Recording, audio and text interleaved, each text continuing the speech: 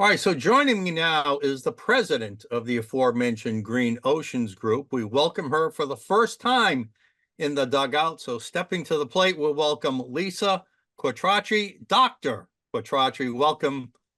Quattrocki, welcome to the dugout. Thank you. It's great being here.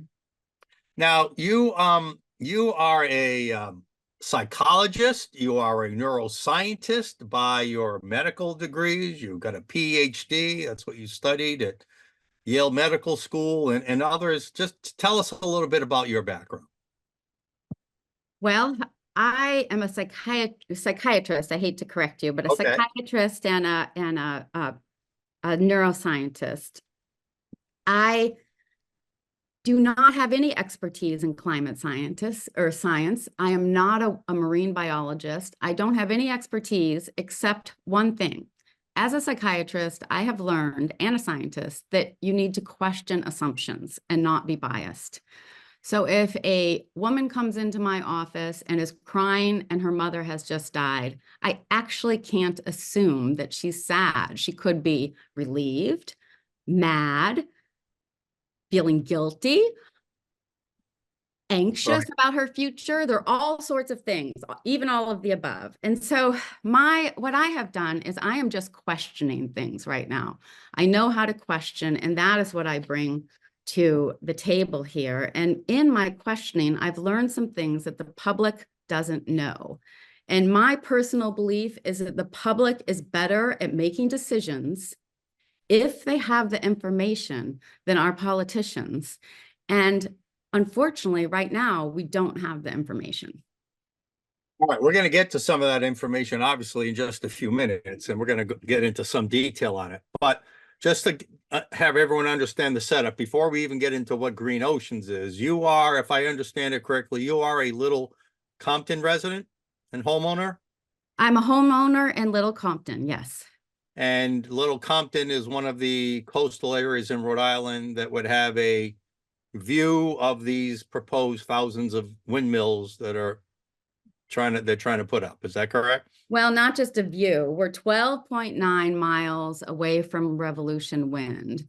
We are downstream from any oil spills, any catastrophes that happen with hurricanes. We also are right on the Seconic River, and one of the wind farms is trying to bring a huge high tension direct current cable up the Seconic River. So we are the epicenter of a lot of these developments off the coast of Rhode Island and Massachusetts. Yeah, I just want to establish that you have a personal interest in this as well as a public interest. Oh, absolutely. Yeah, and there's no problem with that. I mean, it's certainly not a NIMBY kind of thing, right? I wouldn't say, would you? No. In fact, I wouldn't say that at all, because my house actually will not see them. I face northeast, and the projects are all going to be sort of south. Oh, okay. Yeah. One of our donors, I'll talk to you off air, but one of our donors has a place that does face towards where these will go.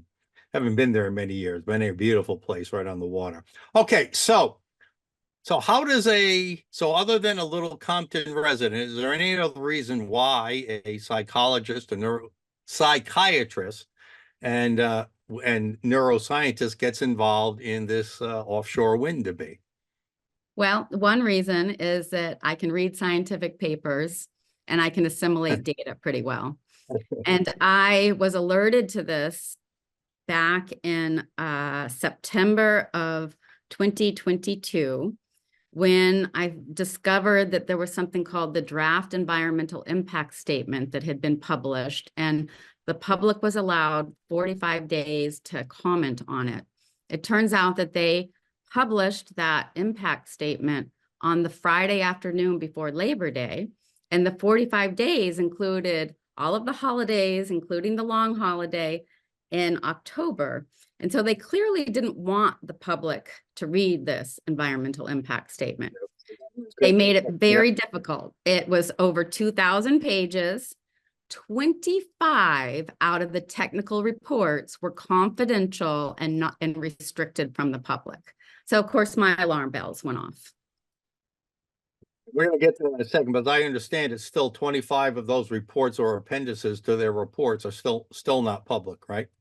Right, and we put what you call a FOIA or Freedom of Right. Information Act request in over a year ago, and they've never even responded to us.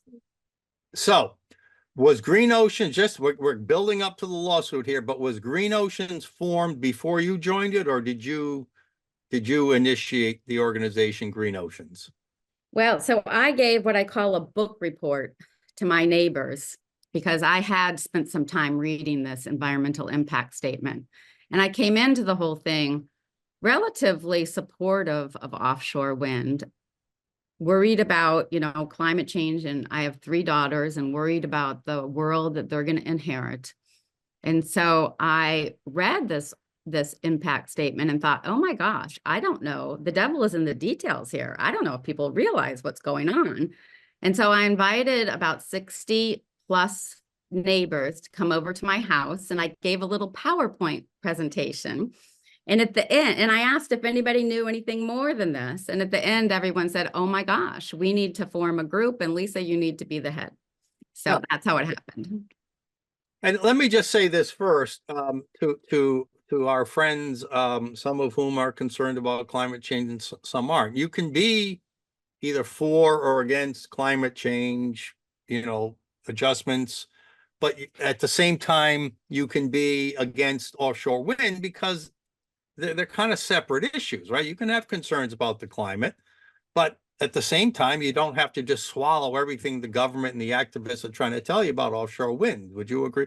Would you agree with that? Absolutely. I mean, I don't think very many people who believe in solar farms would want us to cut down the redwood forest in order to put up solar farms. Or anybody who believes in wind power would want to put it right in the middle of the Grand Canyon. But this is what we're doing essentially, because the NOAA, the agency that's supposed to protect our marine resources, has deemed the area off of Rhode Island and Massachusetts as a habitat of particular concern. And yet we are putting 9 projects that are going to extend over 1,400 square miles into this particular, or this precious habitat. We're going to get into some details on all that in just a few minutes. So your group was formed. You mentioned the report that was, largely had a lot of components hidden from the public. Here is a news item from East Bay, Rhode Island. An anti-wind farm group sues the CRMC. Are you an anti-wind farm group, A, in general, or just this one? And B, what is the CRMC? Okay, well, first, just to mention that I didn't really form Green Oceans until I hooked up with a guy named Bill Thompson. And Bill Thompson is my co-founder. He is an artist, an internationally well-known sculptor. So again, not somebody who has an expertise, but somebody who actually can think outside of the box and is very good at sort of distilling truth. And he and I have complementary sort of skill sets. And it wasn't until I hooked up with Bill that we actually formed Green Oceans. All right, and the CRMC is the Coastal Resources Management Council or something like Yes, that? That's a Rhode Island entity or New yes. England or regional? It is a Rhode Island entity because Rhode Island is one of 3 states in the Union that in the Constitution of our state says that we need to protect our coastal and ocean resources because it is our state is so dependent on the ocean. We are called Rhode Island as an island in the ocean after all. So we have a constitution that protects our ocean resources. When the federal government wanted to start using the federal waters off the coast of Rhode Island, which are any waters beyond 3 miles, they recognized that Rhode Island has a stake in this. And so we instituted the Coastal Resources Management Council.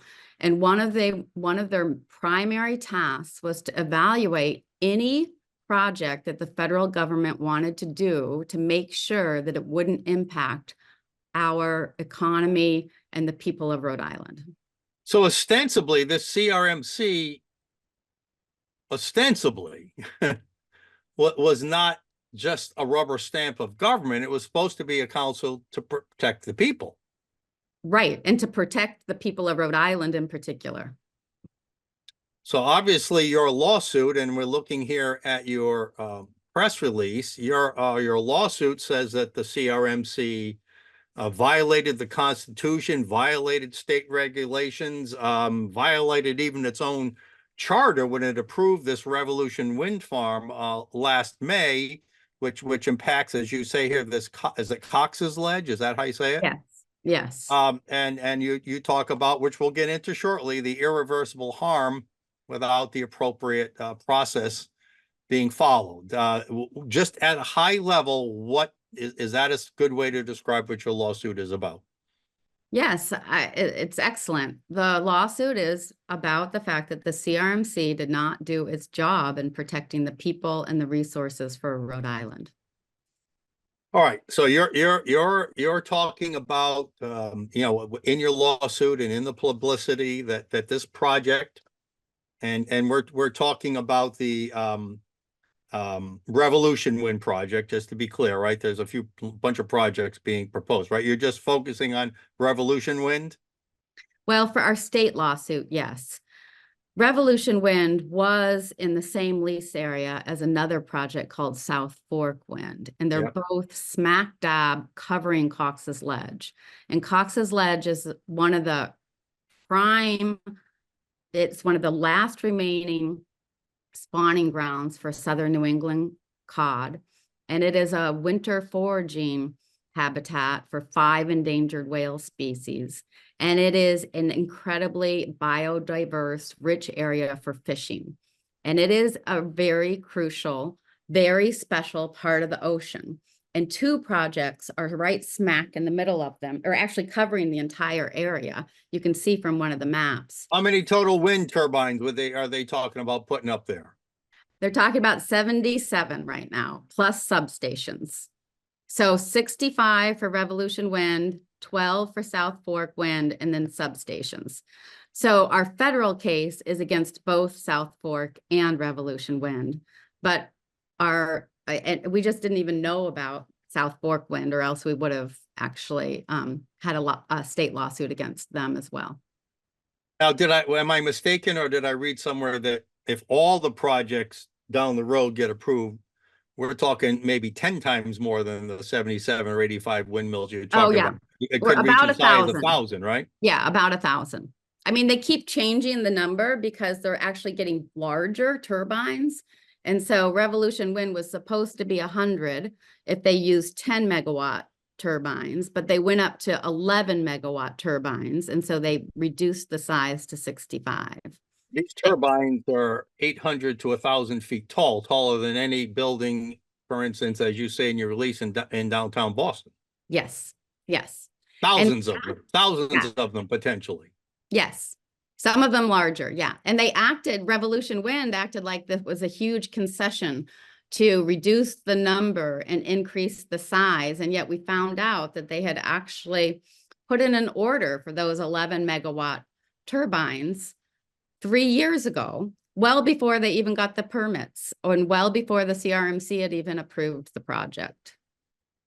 Before we get into some of the data you want the public to know, before we get into some of your arguments against these wind farms, I just want to quickly wrap up where these cases stand. Now, the Rhode Island lawsuit, I saw the news last week. That's why we have you on. Your Rhode Island lawsuit was dismissed, saying, if I understand it, that you guys did not have proper standing. Well, they said they dismissed it based on a technicality. They said we didn't get it in on time. So our lawyer at the time, we have changed lawyers since, told us that we could mail our complaint and on the date that it was due, and that would be adequate. So we did that. However, we had been confused. So we did it. So technically, if they took the mailing date as the date, we would be within the time frame. Unfortunately, the CRMC, when they post their decisions in all other cases, they post the date by which you have to make an appeal. With This federal consistency, it's called a federal consistency decision, when they've made the decision that it meets the CRMC's guidelines, they didn't post the date. They didn't tell us when the window of appeal was going to be closed. Right, so that's the technicality having to do with the timing. Okay, got Right. it. But so this was in a Rhode Island federal court you filed suit? A Rhode Island Superior Court. Superior Court. So this was Superior Court. Okay, so that suit was dismissed last week. Is there an appeal coming on that Yes. ruling? Yes. And you'll We're- be appealing to who? The First Circuit or the U.S. Federal Court? No, the appeal goes to the Rhode Island Supreme Court. Oh yeah, I should have known that. Right. So, all right, Superior. All right. So from Superior. All right. So that's the status. You got some bad news last week, but you're going to appeal it up to the Rhode Island Supreme Court. I'm sure it'll hit all the deadlines there. Where does your federal lawsuit stand? Well, our federal lawsuit is was filed in the DC District Court. Okay. Yeah. And we filed against both Revolution and South Fork. Or no, I'm sorry. We filed against the Bureau of Ocean Energy Management, which is the federal agency that approved both Revolution Wind and South Fork Wind. And what we're filing against is that we allege that the approval was actually invalid. And one of our reasons is that they didn't take adequate account for endangered species, that the harm that these projects are going to inflict on endangered species, the harm that they're going to inflict on the fishing industry, on our cultural resources, and in various things like birds and bats. So it turns out that the government actually agrees with us to some extent, and that back in November, they said that the biological opinion from the Protected Resources Department of NOAA was inadequate. They threw it out, and they've asked for a new biological opinion. They didn't tell us that until last week. Don't you love the government? So would it be fair to say that your lawsuits are both about lack of due process by the federal agencies and CRMCs in approving these, as much as it is about the biological and, sea life and environmental impacts? Yeah, we are actually not trying to introduce much new science or anything. We're saying, given the science and given the information that they had, they still did not consider it properly. But the other thing that I have wanted to emphasize is this is all about the negative parts of the project. They've never proven that the projects are going to help climate change. They've never proven that the projects are going to reduce carbon dioxide emissions, and they've never proven that they're going to wean us off fossil fuels.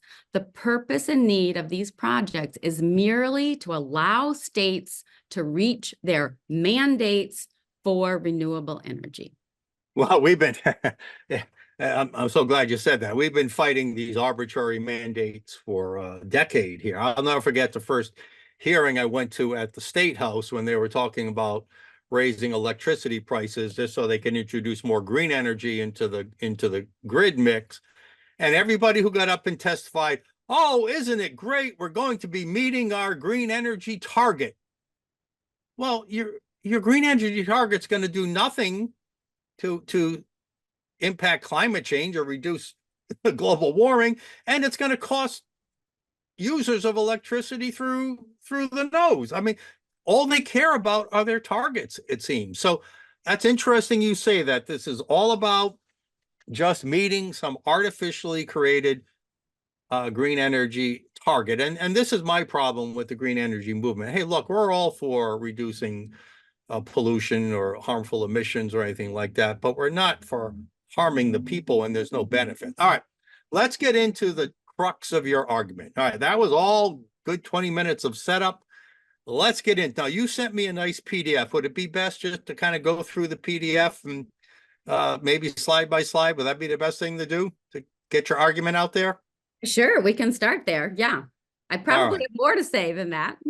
Yeah, oh, yeah. Well, you can talk as much as you want about each one, but I'm sure it'll bring up. So this is a PDF you sent me for this show.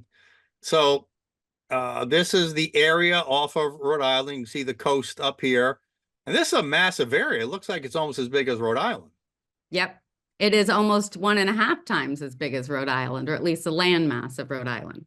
So one of the Oh, problems with offshore wind is that what you call energy density, it takes, 200 square miles for offshore wind to create supposedly 1 gigawatt of power, which it doesn't actually. Whereas it takes a nuclear facility less than a football field. So now I'm not a sailor, but I've watched a lot of sailing races, and I know that one boat tries to get in the wind of the other boat. So if you have, is that what when you say wind farm density? If there's too many of them, does one turbine take away and reduce the wind that hits the other turbine? absolutely, absolutely. Okay, There's so no my sailing way. analogy might work there.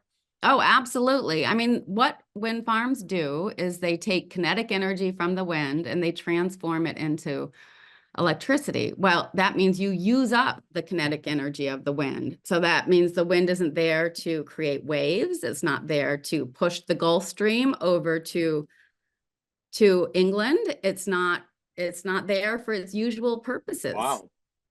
So these are some fairly serious long-term implications that doesn't appear anybody's really thought through. All right, I want to go back to this image. So, Well, just to be clear, I don't know what the impact is going to be either on all of these right, things, but we right, do know that there's at least a theoretical possibility that these right. would be a problem.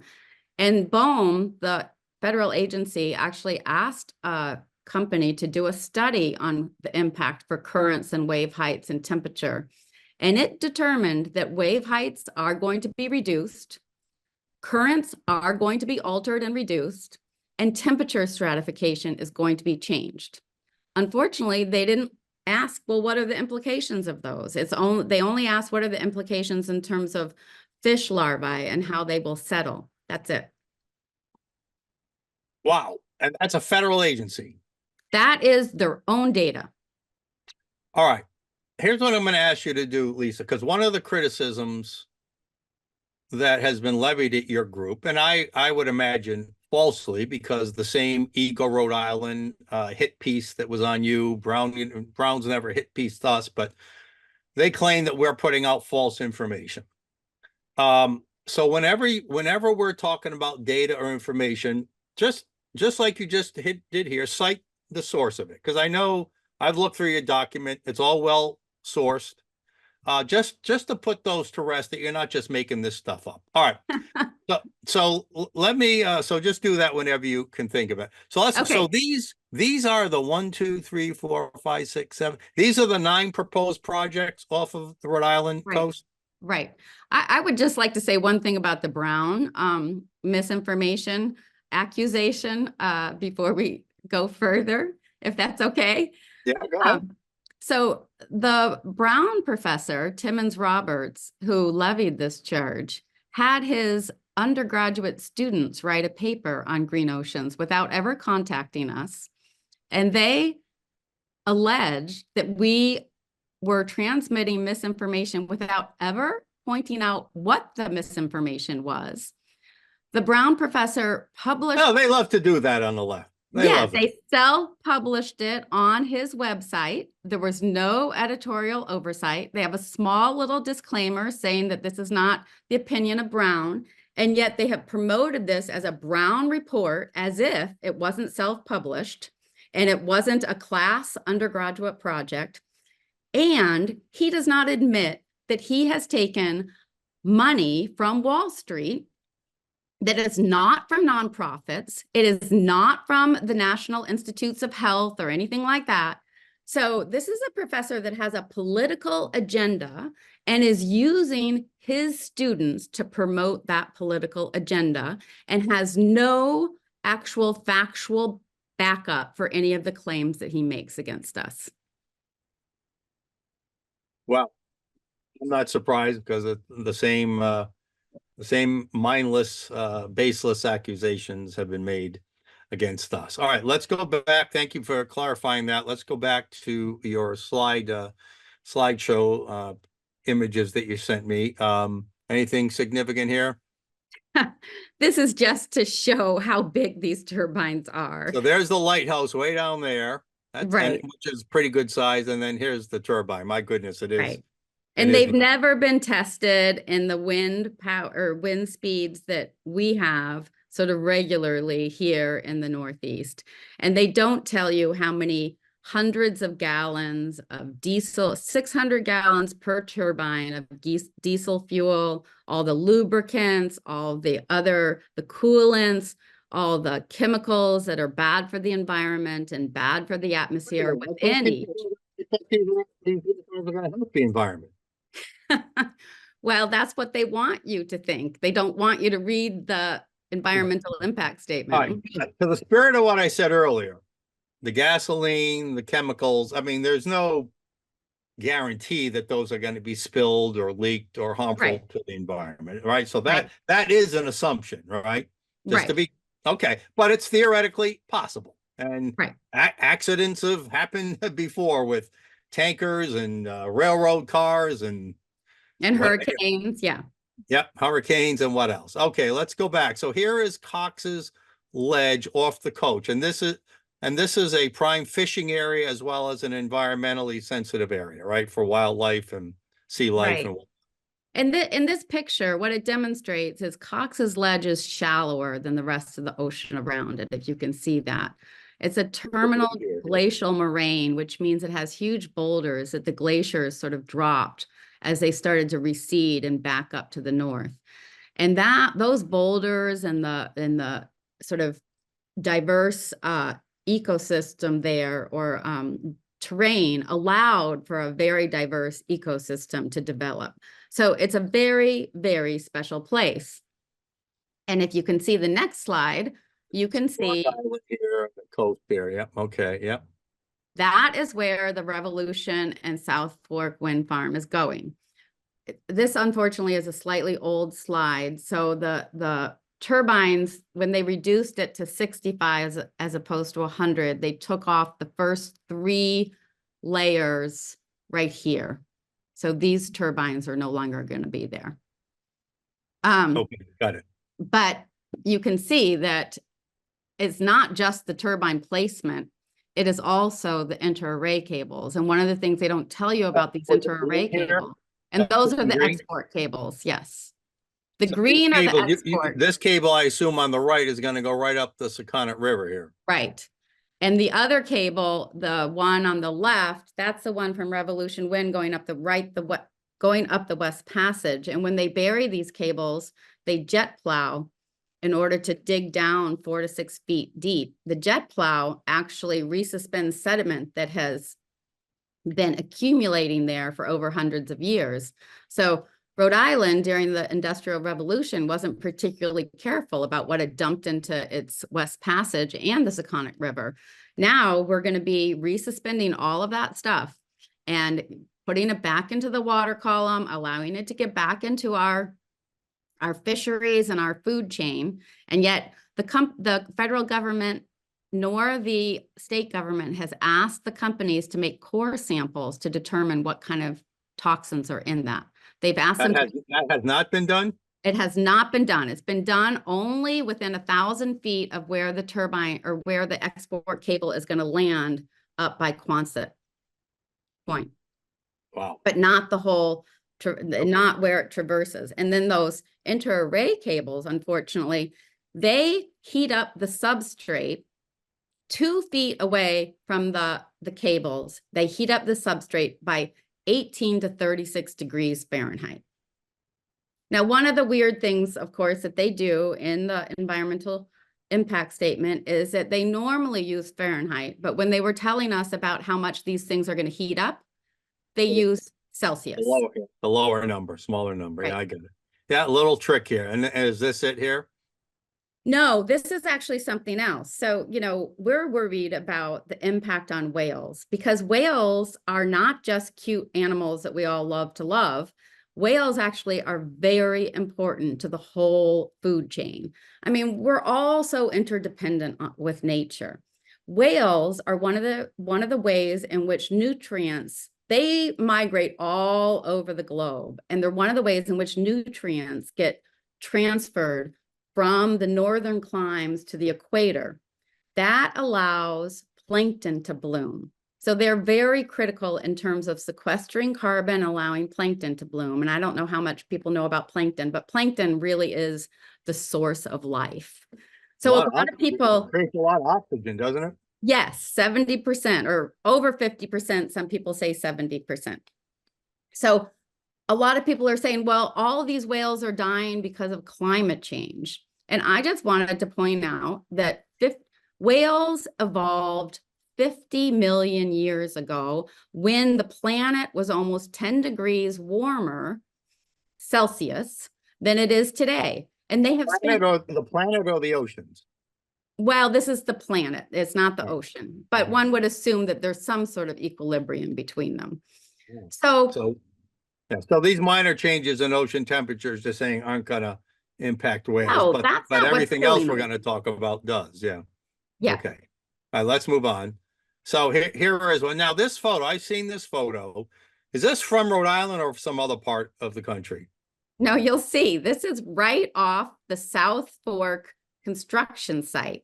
And if you go to the next one, this is a whale we This is call actually Faith. a South Fork construction platform right Yes, here, yes. And if you go to the next off of slide, Block Island and whatnot. yeah.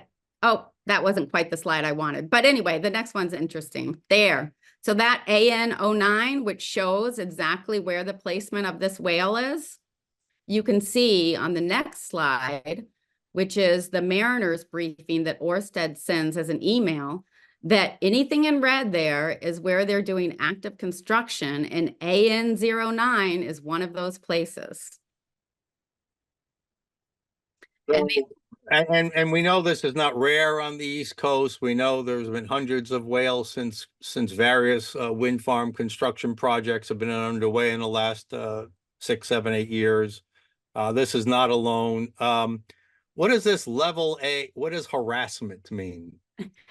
so the Marine Mammal Protection Act says that you're not allowed to harass or harm whales. It's illegal.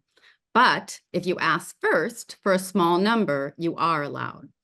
So there are two different levels of harassment. One is level A, which is permanent injury that can lead to death, not necessarily expected, but can lead to death. The other is level B, that is more of a behavioral disturbance, but it also includes temporary injury, even temporary injury to hearing. So one of the things that the University of Rhode Island has offered, or Robert Kenny from URI, has publicly said that these wind farms have not asked, nor have they been received level A takes for whales.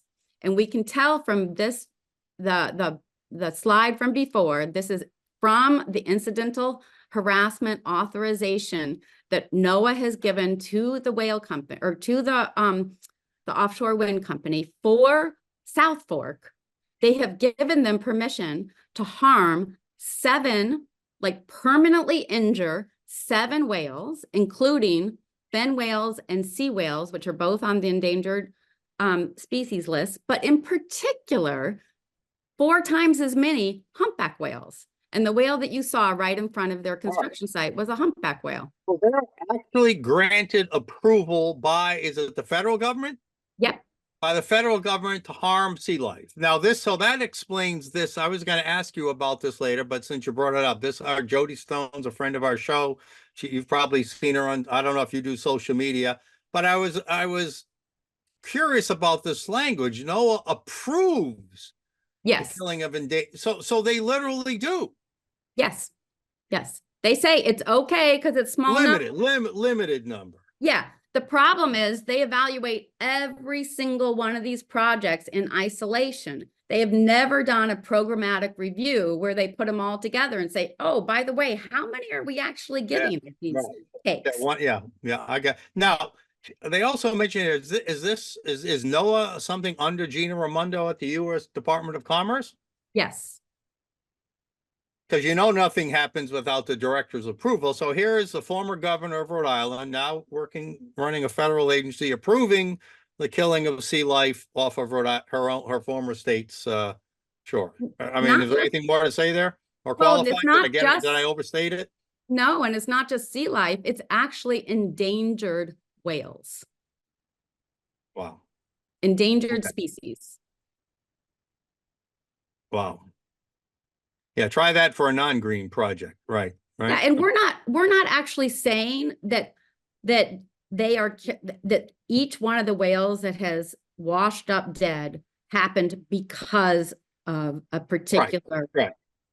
But it's activity. naive to say there's no way it's causing that problem. It's just Well, there is clearly a correlation right. between the timing and the whale Right. deaths. Correlation does not mean causation. However, correlation should at least make us want to question and do some analysis as to whether there's causation. And that's what people are saying no to. They're saying, no, we are not gonna look at this because we already know. And it's not just whales, it's dolphins and Right. porpoises and So seals. these are just the 9 projects off of Rhode Island and Massachusetts. This is the number of incidental take authorizations NOAA has granted for the projects combined. The upper number is the amount total, and the number in parentheses is the level A takes. Those are the takes that can lead to death. So they have basically they have granted these companies permission to kill or to injure to the point of killing 145 whales. And this is just 1 year, 1 year. Over 100. Imagine if there was a drilling for oil well in Texas that would produce these numbers. What do you think would happen? Yeah. Okay. All right. Um, so you mentioned here this is obviously an avoidable loss of sea life, right? So But this is human life. oh, This is human life. So well, maritime accidents and incidents. All right. yeah, the Coast Guard has admitted that wind farms are going to cause a loss of human life. Inhibiting Yeah. search and rescue, causing more boating accidents. What? Right. Both? All, because search and rescue can't occur. They're going to have to abort search and rescue during this huge 1,400 square mile area. And this is an area where, I don't think you want to be flying helicopters around those and things, you do you? can't do that either. And they're allowing for this, even though they've never proven benefits. We have never proven any benefits. They have had models, but we all know that models can be, tweaked and assumptions are made. And there's a book called Unsettled, written by a very famous Obama appointee physicist that talks about how bad the models are. So these models do not predict what is in reality going to happen. Let's keep going. This next one, we talked about this a few months ago with another woman we had on, Lisa Lanois, who is a national, if not regional expert on offshore wind. So we looked at this from a more generic point of view outside. We mentioned your group, but they even resort to deceptive imagery here. Right. This is what, I don't know how many this represents, the 85 or the 1,000, but this is what it would look like when they're up and they're trying to say, oh, there's no visual pollution here. Yes. This is But here's the image they put forth where you can barely see them back here. In fact, our viewers probably can't even see these, right? Yeah, if you back up to the last one, I just want to point out that this is on the government site. This is a simulation of the view from 16 to 21 miles from Cisco Beach in Nantucket for the cumulative impacts. And this is a government. It's not an artist rendering by Green Ocean staff. No, this is a government sanctioned document. The next one. But yet here's how they promote it. This is Ørsted's simulation from the same distance, 16 miles. And this is what they say it's going to look like. The public that it's not going to be an eyesore, right? They're purposely trying to deceive the public. And right. Of course, they pick a gray day when the gray turbines don't show up as much, and Well, it's worse than that. If you actually zoom into that image with a PowerPoint or with Photoshop or something, you can tell that they have purposely filtered, well, I'm not going to say purposeful, but they have filtered the horizon so that there is much less acuity on the horizon than in the foreground. no contrast, yeah. Yeah. Oh, I see that too. Yeah, okay, got it. All right, yeah, and so here's a comparison of the two photos. Here's here's the actual photo, No, confidential. it also turns out that they don't want to get in trouble with the government. So Orsted had their company give the government one set of visual simulations that are a little bit more accurate, and yet release to the public a completely different version of the exact same simulations that had been filtered Yeah, they or blur it all out. resolved differently. Yeah. I can't say intent, but I think it's very curious. And It's clearly deceptive. Whether it was done on purpose or not, it's clearly deceptive. I mean, you got to wonder if a company or a government agency has to be so deceptive with the public, what the hell else are they hiding, right? exactly And that's your question. This raises serious questions. right. All right, property values. Now, I looked at this slide. I didn't really understand the slide of what you're trying to get at here. We've been a big defender of property rights in this organization since the whole Roadmap Rhode Island days going back. How is this going to impact property rights? Okay, Property values. so even though Block Island Wind was supposed to be our test case to really sort of assess what kind of damages we would result from a wind farm, nobody's really done nobody's done thorough assessments. There was one study published out of University of Rhode Island that actually looked at property values on the mainland that might have been affected by the construction of the Block Island wind turbines, which are on the far south side of Block Island, and determined that nothing was impacted. Well, we decided, okay, that doesn't make sense to us because, I'm willing to pay more for an ocean view than for a garden view at a hotel. So I can't imagine that this is not going to be an issue. So we went to Block Island itself and looked at those property values. So that graph is just assessed values. So those are the government assessments on the public record in the green line. And instead of just compared it to Little Compton property values, because Little Compton has a similar mill rate, a similar lack of sort of commercialization. And you can see in the 11 years since 2012, Little Compton assessed property values have just gone up. Whereas Block Island, which was built in 2015, started to go down a teeny bit after 2012. So these two groups were exactly the same in 2012. They knew about. And you attribute this to what? Pardon? And you attribute this to what? Well, I think the big drop off occurred in 2015, right when the Block Island wind farm was constructed, and they basically stayed down pretty much the whole time. But these are just assessed property values. And my point was, well, assessed values are not the same as repeat sales. So if you're doing a scientific study, the very best control you can possibly have is the same item. So we looked at only properties on Block Island that sold once between 2000 and 2015, and then sold again between 2021 and 2023. So the exact same.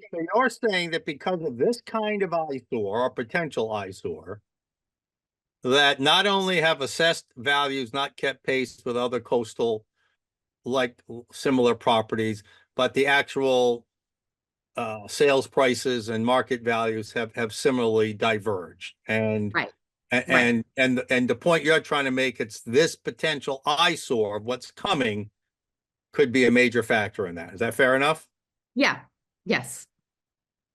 And the repeat sales are quite significant in that the two groups, which are the dark blue, so the other coastal communities, they were the same before. Exactly they were the same. Yep. And then the second sales are dramatically different. So if you put So the original, so these are rather, pricey homes. So the original, which are the only ones, it's not like I chose only pricey homes. It's the pricey homes that have been sold twice. So if you put about $1 million into a home and could choose between Block Island or a different community and chose Block Island and then waited about 15 years to sell the home, you wouldn't have even paid off your mortgage. Whereas other coastal communities made over $2 million on their $1 million investment. Point well taken. Like you said, it's a correlation, right? The facts are the facts. What caused it is somewhat of an Right. assumption, but it's based on a very strong correlation, right? All Right. right, let's get into some more about offshore wind. Wow, this chart really stunned me when I looked at this earlier this morning. Offshore wind is by far the most expensive form, not to mention the dangers to the habitat and sea life and high pollution visual, but by far it's the most expensive form of electricity. Yes. And I find this a regressive tax. So electricity is almost a human right these days. Everyone uses it. We can't do without it. And so who is going to be hurt if electricity prices increase? Well, the elderly, people on fixed incomes, working class families, those are the people, because they're not going to be able to say, okay, I'm not going to use electricity. Their kids need to have their computers. We need air conditioning or fans. We're not going to be able to stop using electricity. So this is a regressive form of a tax. But the other thing that we'll do is businesses rely on electricity. If manufacturing, which is very Cause of electricity, inflation, local inflation in our region, no question about right? it. And No question. businesses, I'm an economist. I know all that. I've written and talked about that a lot, that there's, in addition to the national inflation problems we have, that all America gets swept up in, we make it worse with these crazy energy and electricity and other regulatory policies that cause even higher local inflation than what we're suffering nationally. Nobody's really ever measured that, and I've been trying to find a few economists to actually measure it, but how can it not make inflation worse in this region when you have energy prices this much higher than other parts of the country? well, and what's even more concerning to those people who actually think that, that are worried about the climate, as a lot of people are, and with good reason, is that the jobs that manufacturing sustains in Rhode Island, those companies are going to leave Rhode Island, or I would predict if electricity prices go up, there's going to be a tendency to leave Rhode Island. And where might they go? They might go to China. Oh, China is burning coal for its manufacturing. It is making one coal-fired electrical plant a week. well, and I think, I don't know if you say it, you don't say it in this document, but I do know in my other readings that the wind doesn't always blow. And you Right. can't rely, whether it's solar, because the sun doesn't always shine either, or wind onshore or offshore, that because it's not 100% reliable, because it can't always meet peak demand periods, that you're always going to have to rely on some kind of fossil fuels as a backup, right? Well, ironically, GE, which sells a lot of wind turbines, is now selling single cycle fossil fuel plants along with its turbines because they know people are going to need the fossil fuel backup. So we're going to have to add fossil fuel plants to the grid the more wind we add. And what's more is that right now our fossil fuel plants are called cogen plants. They operate very efficiently at about 70% efficiency. But the way to stabilize the grid when you have intermittent power is that you have to run things on a much quicker cycling. So the fossil fuel plants will have to sort of turn on and turn off and turn on and turn off just the way the wind blows or the sun shines, goes behind a cloud, whatever. So you can't use them at their most efficiency. They have to be single cycle plants instead of dual cycle plants. And that is much less efficient. And so it it increases carbon emissions to Yeah, stabilize. yeah, we've said this with electric vehicles, with all kinds of these green, these forced green energy programs, that if you really look at cradle to grave stuff, what's it take to Right, develop it, to build it, right. construct it, to process it, to use it, and then to dispose of it, we haven't even talked about that yet, which we won't today, that usually the environmental impact is far worse with these green energy solutions. Um, I don't think there's any question about that. All right, let's finish up before we get to just a little more casual discussion. Here's a chart you put of CO2 emissions, state by state. You can see Texas. I don't know if that's because of its high population and all the oil wells, but it's the highest. But look at Rhode Island right down here. So that little change in CO2 that we may or may not achieve from windmill, that's somehow going to save the world, Lisa. Well, I also would like to add that Texas has 37 gigawatts of wind, but it doesn't seem to, of wind power, but it doesn't seem to have done much to decrease Texas's emissions. And, I would like to see a really good analysis of what's going on there. Why are those emissions so high? I mean, the current administration wants to populate the entire eastern seaboard with wind turbines to get 30 gigawatts, whereas Texas already has 37 gigawatts of onshore turbines or onshore wind, and yet it doesn't seem like it's helped much in terms of their emissions. So let me ask this, the data on these slides, which of these slides and which of this data is the left saying is disinformation? I think you're going to have to ask them because I don't know. They claim, I think there is this claim that we're misrepresenting the connection between the offshore wind activities and the whale deaths. And I think that's just wishful thinking on their part that we're making that claim, because we're not. We're saying that we need to investigate. It is like so it's like the COVID. I don't know if you saw the NPR story recently by the man who'd been at NPR for 25 years. He admitted that NPR had basically withheld critical information about the origins of the SARS, the COVID virus, because it didn't go along with their political agenda. And I just wonder whether something similar is happening in terms of the whale deaths, in terms of people just not wanting to look because they don't want to figure it out. Well, I saw that statement you made somewhere. I actually did want to ask you about that because we've been talking about that, which is why this show is being aired on a Wednesday, which we call Wuhan Wednesdays. Now, Wuhan Wednesday is not just about whatever claims you believe or not about whether the COVID came out of the lab. It's about all false narratives Yeah. pushed by the government, backed by the media, backed by academia, backed by lawmakers, refuse to be adjudicated in the court. I mean, there's another similarity. Your case was dismissed out of hand on technicality. We know all these constitutional rights cases. We've covered many of them on this show. Were dismissed out of hand, but they don't want to hear it. Oh, the government knows best. Who are we to disagree with these all-knowing government officials? So, and I've made the broader claim, which maybe you and your many of your followers won't agree, that the whole climate alarmism, in the way it was executed, is that the COVID alarmism really was just all that, not much different. You say what?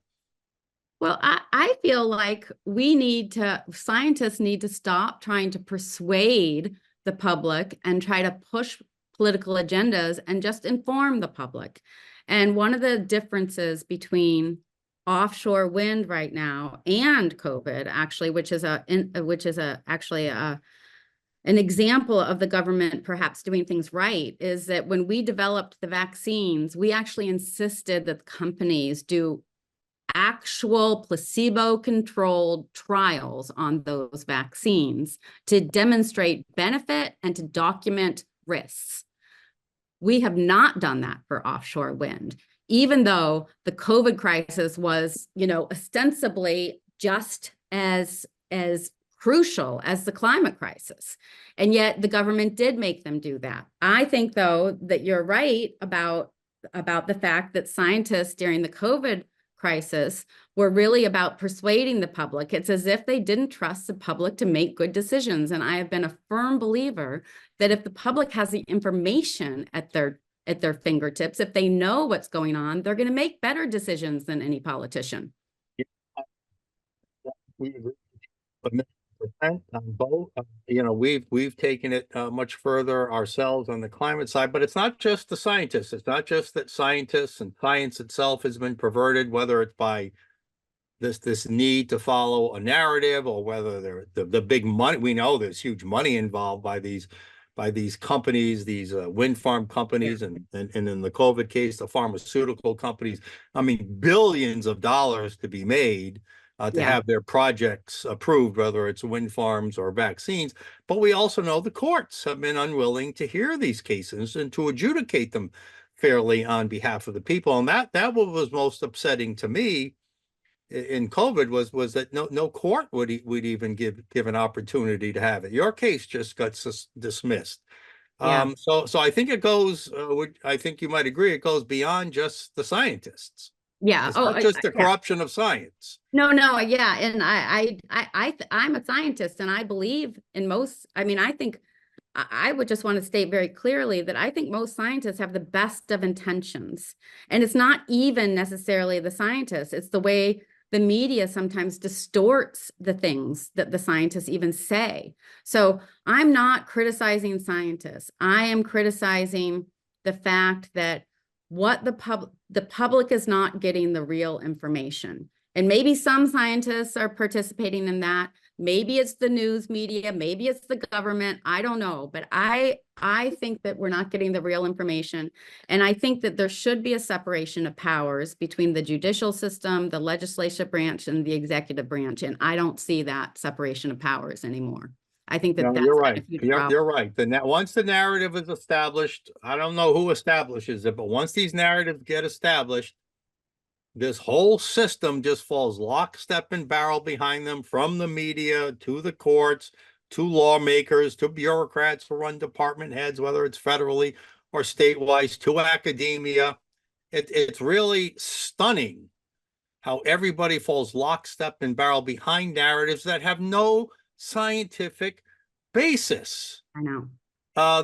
We just a month ago, I participated and spoke at a hearing at Rhode Island Department of Health, and they had their butts handed to them by over 100 members of the public who said, here's what your school mask mandates did to our kids, and you never bothered to look into it once, to research it, to find out what the effects would be.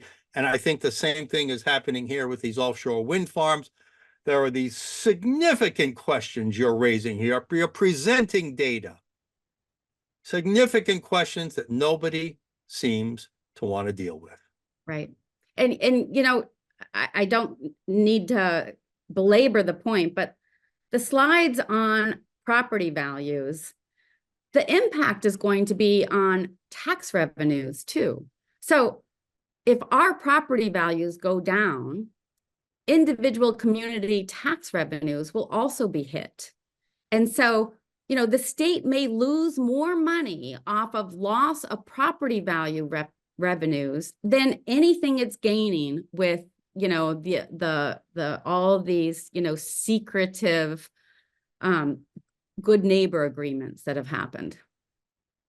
Here's one more item on that point. Here's a one-pager your group put out on this, and here's another parallel to the COVID, and in this case, I'll go with the COVID vaccines or school mask mandate policies. There'll be the federal agency itself says there'll be no influence on climate change from all these projects. The CO2 emissions up front, like you talked about earlier, are massive and may never be recovered. And like you say here, like we talked about a little while ago, without battery storage, we're still going to need fossil fuels as a backup. So all these costs, all these problems, all this lack of research without any measurable benefit. Same thing with the COVID vaccines. We were told they would help. Same thing with the mask mandates. We were told they would stop transmission. There was no benefit to the vaccine or mask mandates either. The pattern repeats itself, and it's not just COVID and windmills. It's happening with all kinds of issues. And this is what, in my view, you don't have to comment on this, our government has become. Let me ask you this, Dr. Lisa Quattrocki. What can the public do to either learn more about your outstanding arguments and presentations, or what can they do to help further your cause? Well, thank you for asking. We have a couple of things that people can do. One is visit our website, which is green-oceans.org. So there's a dash in between the green and the oceans. And on that website, you can sign a petition. So we have a petition to save Cox's Ledge, and we would love more signatures, because if we can get more signatures, we have about 3,000. The more signatures we have, the more our politicians are going to have to listen to us. The other thing is to sign up for a yard sign. I think that yard signs are they're very powerful in terms of letting people know that we're not, the average person out there is not necessarily behind these wind farms. We don't want them shoved down our throats. And then we have a 32-page document called our white paper that will allow you to sort of see all the references, all the peer-reviewed references that we have.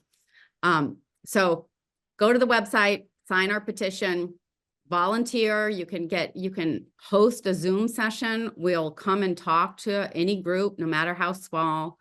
You can donate, of course, display a yard sign. And sign up for our newsletter too. Great. Greenoceans.com. Go to the menu, select Help Our Cause, and everything you just mentioned is there. And I just want to bring up one more quick thing I meant to ask you before, because I think this is very important too. We have Rhode Island, a significant piece of Rhode Island's economy is based on fishing.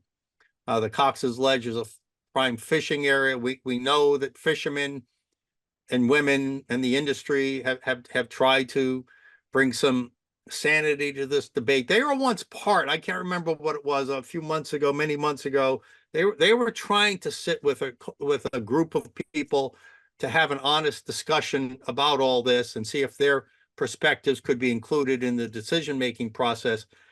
We tried to get some of those fishermen representatives or fishing industry on our show. We didn't know how to reach the right people. But as I understand it, they left the group out of frustration. You don't care about us. You don't care about fishing. You brought us in here to listen to our opinions, and you've ignored it all. Again, is it just another case of the narrative ruling the day, and anybody who's not for it gets canceled? Well, I would love you to talk to some of that. They've actually left. It was called the Fishermen's Advisory Board, and it was it was a consulting group to the CRMC, and they were pretty, disappointed and disillusioned in the process. So they resigned en masse, and many of them have joined our lawsuits. So they have joined both our state and our federal lawsuit. We also have the New England Fishermen's Stewardship Association, NEFSA, who is on our lawsuit. And we have another commercial fishing group called ROTA, which is on our lawsuit. Not the state, those two are on our federal lawsuit. So the fishermen have realized, or they're going to be really impacted. I mean, it's going to be a major adverse impact to fishermen. And, we need fish.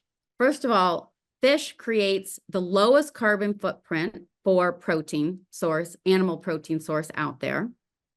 25% of Rhode Island families are food insecure, and they rely on fishing to supplement their diets with protein.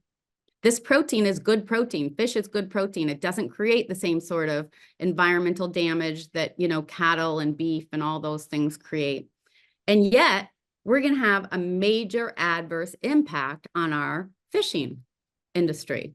So economic issues that causes with jobs and commerce and GDP and all that. Right. Wow. All right. Dr. Lisa Quattrocki, wow, you've been a fabulous guest. Your knowledge for someone who's not even expert in these areas is amazing. And it's just common sense, doctor, isn't it? I mean, there's nothing scientifically complex about what you just presented. This is just common sense conclusions and assumptions and facts, most of it from government data itself. Yes. But yet, I'll say it, the left, the government, they don't care about facts and common sense. They care about whatever the established narrative is. So, Well, just to go on the record, Mike, I am a registered Democrat and I okay, always have been. So, okay, yeah, but I think that I feel like I can criticize my own. It's like I don't want someone else, I don't necessarily want somebody else to criticize my mother, but I can. So I feel like the Democratic Party is not living up to the promises they've made to the average person. well, and I'm a registered Republican, but I have the same criticisms of my party is there's too many Republicans who go along with this.